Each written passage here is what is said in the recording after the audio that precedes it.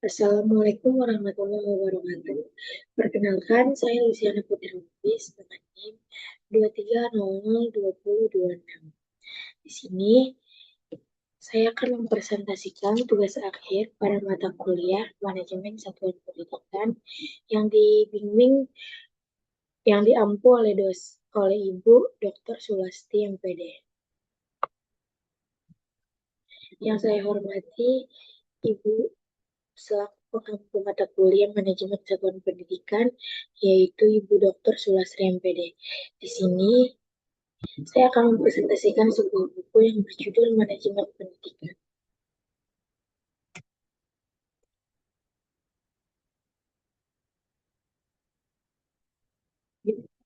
Ajar tersebut Manajemen Pendidikan, penulis Profesor Dr. Elvianto MPD, Profesor Dr. Nasrun MS, Muhammad Arifin MPD.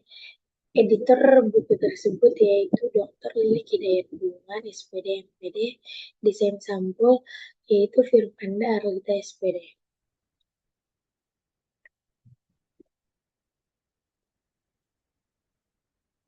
Langsung saja kita pada bab 1 membahas tentang manajemen dan definisi manajemen pendidikan. Seperti apa sih manajemen itu? Jadi pengertian manajemen yaitu membahas tentang manajemen, tentunya harus diawali dengan pemahaman tentang pengertian manajemen.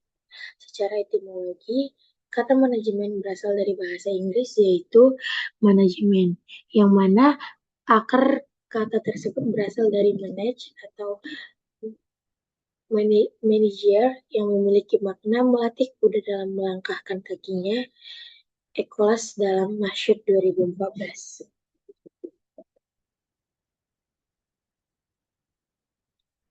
Jadi, uh, manajemen tersebut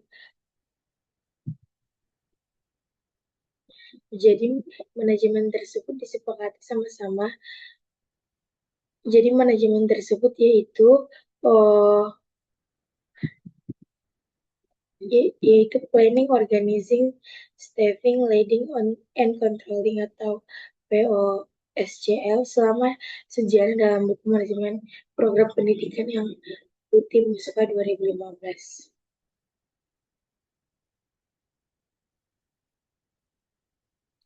Selanjutnya, pengertian administrasi. Apa sih administrasi itu? Jadi, sejak mengajar mata kuliah manajemen pendidikan, selalu muncul pertanyaan, apa perbedaan antara manajemen dengan administrasi? Jadi, kita juga semahasiswa pasti kebingungan. Nah, di sini dijelaskan, ketika mahasiswa juga mengaku kebingungan ketika harus mengurangi perbedaan keduanya. Ketika melanjutkan pendidikan magister jurusan yang menulis pilih administrasi pendidikan, namun nama menjadi berubah ketika melanjut ke jenjang doktor menjadi manajemen pendidikan. Jadi, istilah administrasi berasal dari kata administrasi, yaitu bahasa Belanda yang berarti pemerintah atau pemerintahan di suatu negara, termasuk badan-badan pemerintah lainnya dalam negara tersebut. Administrasi adalah proses-proses teratur dalam menjalankan setiap program untuk mencapai sebuah tujuan bersama, yaitu sejana sebagaimana dikutip Jajan Musfah, Manajemen Pendidikan, Teori Kebijakan dan Praktik 2014, bagian 6. Dalam penjelasan lanjutannya, administrasi dan manajemen sama-sama memiliki perencanaan, pelaksanaan, dan pengawasan. Administrasi merupakan pelaksanaan dari setiap keputusan pemegang kebijakan yang dilakukan secara bersama-sama. Adapun manajemen merupakan pengetahuan tentang strategi tentang bagaimana menjalankan proses administrasi secara benar sehingga bersama dapat dicapai secara efektif dan efisien.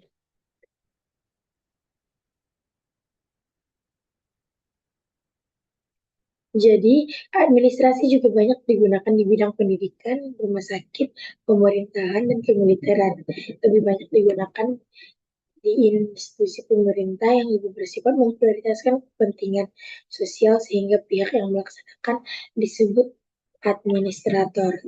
Sementara penggunaan manajer banyak digunakan untuk bidang industri, perusahaan, manajemen cocok untuk institusi swasta yang bersifat lebih memprioritaskan kepentingan komersil sehingga pimpinannya disebut manajer.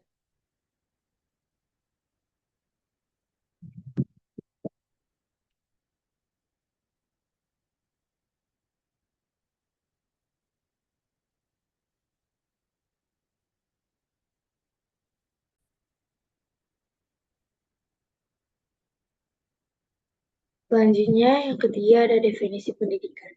Apa sih pendidikan itu? Jadi, pendidikan adalah proses secara sistematis untuk mengubah tingkah laku seseorang untuk mencapai tujuan organisasi. Pendidikan berkaitan erat dengan keahlian dan kemampuan untuk melaksanakan pekerjaan saat ini. Pendidikan memiliki orientasi saat ini dan untuk membantu pegawai untuk mencapai keahlian dan kemampuan tertentu agar berhasil dalam melaksanakan pekerjaan. Jadi, pendidikan yang tidak direncanakan akan memengaruhi kualitas pembelajaran yang berujung pada tidak terpenuhinya tujuan pendidikan. Selain itu, kelemahan dalam perencanaan pendidikan juga lemah dalam pelaksanaan, yang mana sering apa yang telah direncanakan dengan dengan baik dilanggar. Ironisnya, tidak ada sanksi terhadap pelanggaran tersebut. Jadi, pendidikan juga tidak hanya di sekolah, pesantren, dan kampus, tetapi juga terjadi di rumah. Meski tidak tertulis, karakter orang tua di rumah akan membentuk karakter anak-anak. Bayangkan, sejak meningkatkan Bayangkan, sejak meningkatkan knowledge serta skill individu di luar sistem pendidikan yang berlaku dalam waktu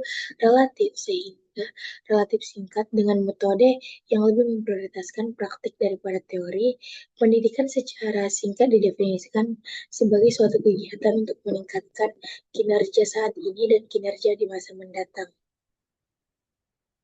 Selanjutnya, Petal menjelaskan hal penting untuk mengetahui konsep pendidikan. Yang pertama, pendidikan adalah proses secara sistematis untuk mengubah tingkah laku seseorang untuk mencapai tujuan organisasi. Pendidikan berkaitan erat dengan kemampuan untuk melaksanakan pekerjaan saat ini. Pendidikan memiliki orientasi saat ini dan membantu pegawai untuk mencapai keahlian dan kemampuan. Selanjutnya, program pendidikan formal adalah suatu pemberi kerja untuk memberi kesempatan kepada karyawan kepada kepada memberi kepada karyawan untuk memperoleh pekerjaan atau bidang yang sesuai dengan kemampuannya, sikap, dan pengetahuannya.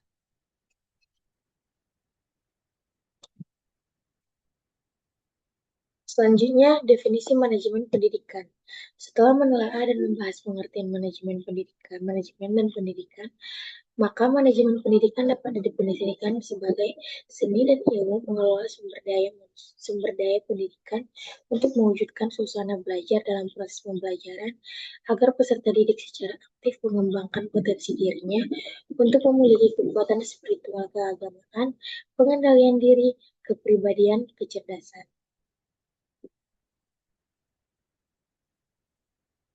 Dan lainnya yang pertama perencanaan, pengorganisasian, pengarahan, yang dimana motivasi kepemimpinan, kekuasaan pengambilan keputusan, komunikasi, koordinasi, negosiasi, manajemen konflik, perubahan organisasi, keterampilan interpersonal, membangun kepercayaan penilaian kinerja, dan kepuasan kerja. Serta yang terakhir, pengendalian meliputi pemantauan atau monitoring, penilaian dan pelaporan, monitoring dan evaluasi sering disebut ME atau MONIF.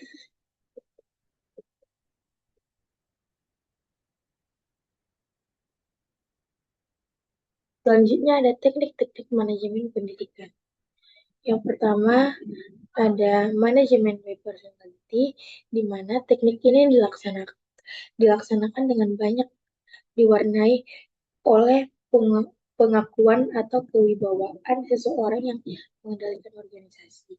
Jika pimpinan organisasi memiliki wibawa dan dapat menjadi teladan para anggotanya, maka organisasi ini akan berhasil dan sebaliknya. Teknik yang kedua ada manajemen by custom, yang dimana teknik ini lebih banyak memperhatikan kebiasaan yang pernah berjalan sebelumnya yang terkadang dipakai lagi dalam pengelolaan organisasi. Jadi apabila kebiasaannya yang terjadi adalah sistem gotong royong, maka organisasi ini akan menggunakan kebiasaan yang ada pada saat itu. Suatu teknik manajemen dianggap baik jika sesuai dengan cara sebelumnya yang sudah pernah dipakai. Teknik yang terakhir ada manajemen by reward, yang mana teknik ini memunculkan dorongan kerja dengan memotivasi ekstrinsik. Orang dianggap mau bekerja apabila diberi hadiah-hadiah dari luar. Menurut teknik ini, organisasi akan berjalan efektif jika pengakuan atau penghargaan terhadap jerih payah anggota.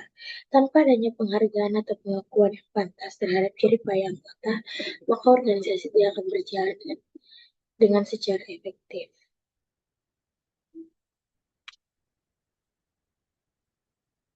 Selanjutnya bagian 2 yaitu manajemen peserta didik. Yang pertama, definisi manajemen peserta didik. Seperti apa sih manajemen peserta didik itu? Jadi di sini dijelaskan, manajemen peserta didik adalah penataan dan pengaturan terhadap kegiatan yang berkaitan dengan peserta didik, mulai dari masuk sampai keluarnya peserta didik tersebut dari sekolah.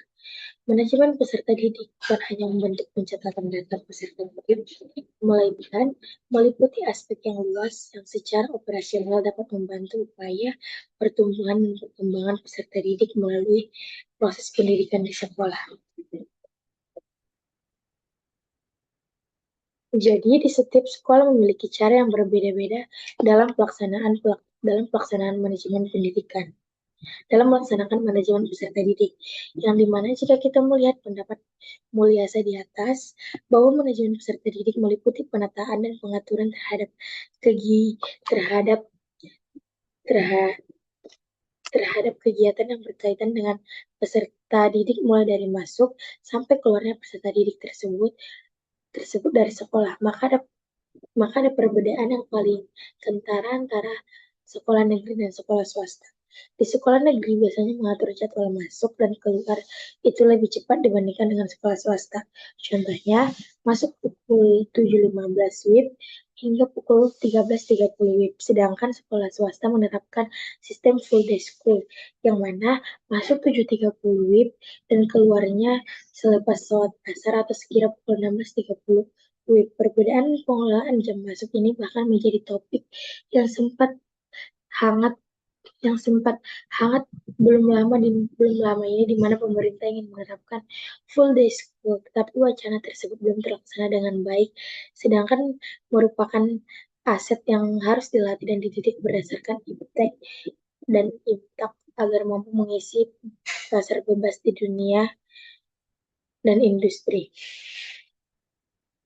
Selanjutnya, penerimaan peserta didik baru atau PDB, yang mana dalam pelaksanaan manajemen peserta didik, berdasarkan pendapat sejumlah ahli di atas, memiliki tugas utama diantaranya terkait analisis kebutuhan siswa dalam implementasinya, disebut penerimaan siswa baru PSB atau saat ini sering disebut dengan penerimaan siswa didik baru atau PPDB, yang dimana pengelolaan memenuhi kebutuhan siswa mengalami evolusi dari tahun ke tahun. Awalnya disebut PSB, selanjutnya kini menjadi PPDB. Mekanismenya tentunya juga berbeda dengan tuntunan zaman, yang mana ketika penulis memasuki SMP tahun 1990-an, sistem PSB tentunya berdasarkan nilai Eptanas murni atau NEM dan nilai ujian nasional atau UN. Sistem pendaftarannya juga menggunakan rayonisasi, maka sekolah-sekolah yang memiliki satu rayon boleh mendaftarkan ke sekolah tersebut.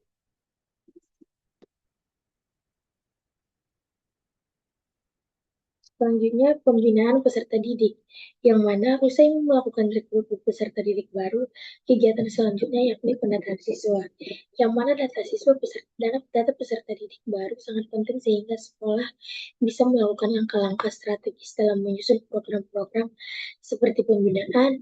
Data peserta didik harus sesuai daya tampung sehingga pelaksanaan proses belajar pembinaan yang dilakukan di kelas atau BNN, dokter ketua organisasi kepemudaan lembaga tes lainnya.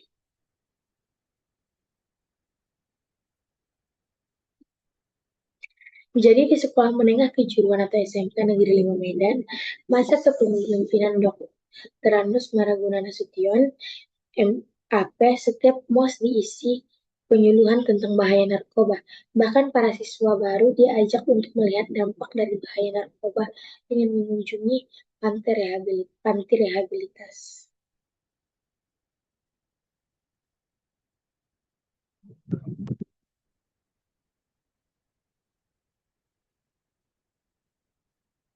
Selanjutnya, manajemen kurikulum pengajaran, yang dimana yang pertama, pengertian kurikulum. Seperti apa sih pengertian kurikulum tersebut? Jadi, istilah kurikulum atau kurikulum berasal dari kata kurir atau pelari dan kurer atau tempat berpacu. Dan pada awalnya digunakan dalam dunia olahraga. Pada saat itu, kurikulum diartikan sebagai jarak yang harus ditempuh oleh seorang pelari mulai dari start sampai finish untuk memperoleh medali atau penghargaan. Kemudian, pengertian tersebut diterapkan dalam dunia pendidikan menjadi sejumlah mata pelajaran atau subjek yang harus ditempuh oleh seorang siswa dari awal sampai akhir program pelajaran untuk memperoleh penghargaan dalam bentuk ijazah atau tim pengembangan MKDP Kurikulum dan Pengajaran 2013.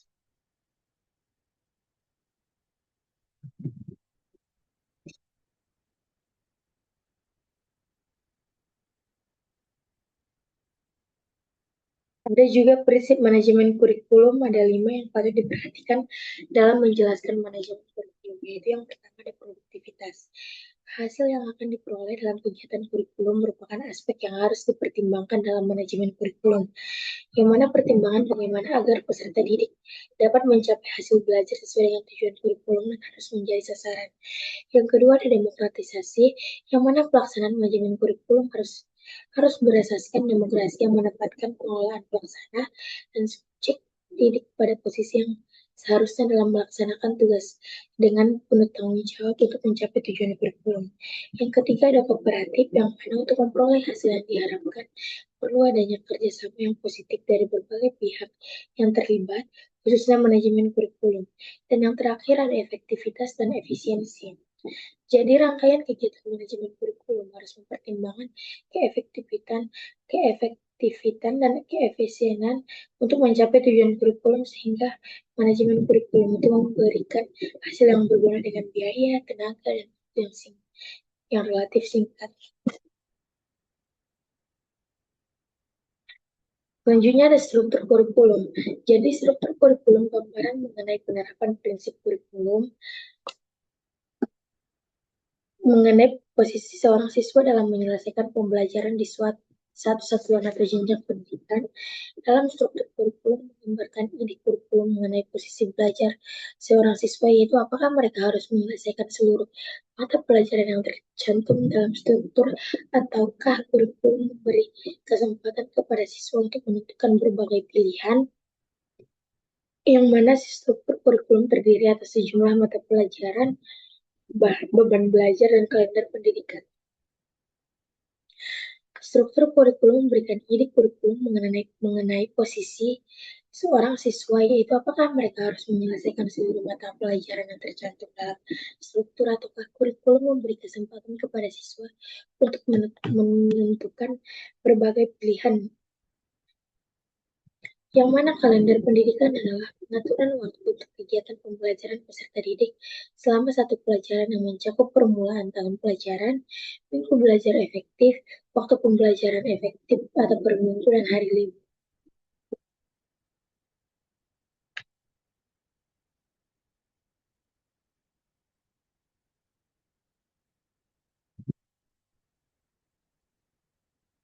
Selanjutnya ada manajemen tenaga pendidik dan kependidikan. Definisi lain manajemen tenaga pendidik dan kependidikan disebut juga personalia pendidikan, yaitu semua tenaga kependidikan yang berada dan bekerja pada suatu sekolah.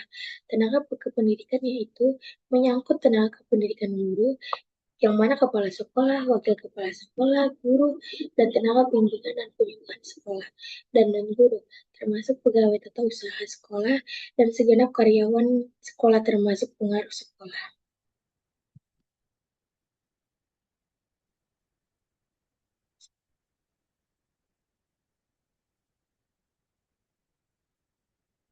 Selanjutnya, ruang lingkup manajemen tenaga pendidik dan tenaga kependidikan, yang mana berdasarkan pengertian manajemen personalia pendidikan di atas, Sultan Masyid 2015 menyebutkan ruang lingkup kegiatan manajemen personalia pendidikan di sekolah yang meliputi hal-hal sebagai berikut. Yang pertama, menyiapkan atau memilih, memperoleh tenaga atau personel kependidikan yang tepat untuk suatu tugas atau pekerjaan tertentu sesuai dengan kebutuhan atau direct man on the right place.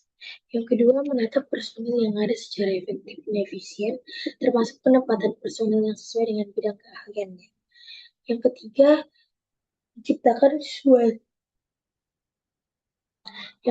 menciptakan suasana kerja yang harmonis, bergairah kerja, aman serta nyaman, sehingga membuat semua personil sekolah merasa betah atau kekerasaan di sekolah dengan secara emosional memiliki ikatan yang kuat, baik dengan sesama personil maupun sesama lembaga. Selanjutnya ada juga yang keempat, yaitu mengatur atau penyusulan kenaikan gaji dan pangkat personil tepat atau sesuai pada masanya, termasuk masa bebas tugas atau pensiun. Selanjutnya ada juga manajemen pengembangan karir personil secara bijaksana sehingga setiap personil dapat mencapai puncak karir sesuai dengan kapasitasnya. Dan yang terakhir, meningkatkan mutu personil dengan mengadakan penataan, memberikan kesempatan mengikuti penataran atau pendidikan khususnya menunjang bidang tugasnya. Selanjutnya ada juga memelihara kesejahteraan personil, baik materi maupun spiritual, seperti intensif, hadiah, dan sebagainya, yang kesemuanya dapat meningkatkan motivasi serta prestasi kerja. Jadi di bidang spiritual memberikan kesempatan yang seluas-luasnya untuk menunaikan ibadahnya masing-masing serta mengadakan peringatan-peringatan hari besar keagamaan secara bersama-sama dan penuh toleransi. Ikatan kekeluargaan, personil yang berjiwa gotong royong, dan kerukunan yang meningkatkan kesejahteraan lahir dan batin perlu disupport.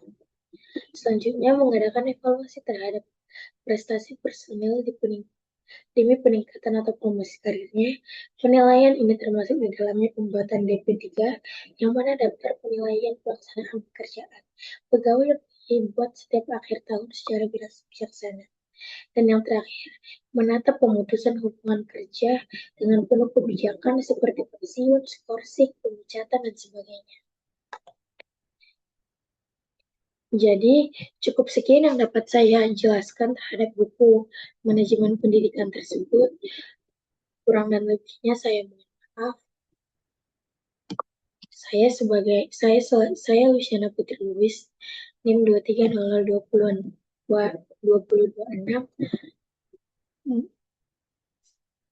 Kurang dan lebihnya saya memohon maaf dan mengucapkan terima kasih. Assalamualaikum warahmatullahi wabarakatuh.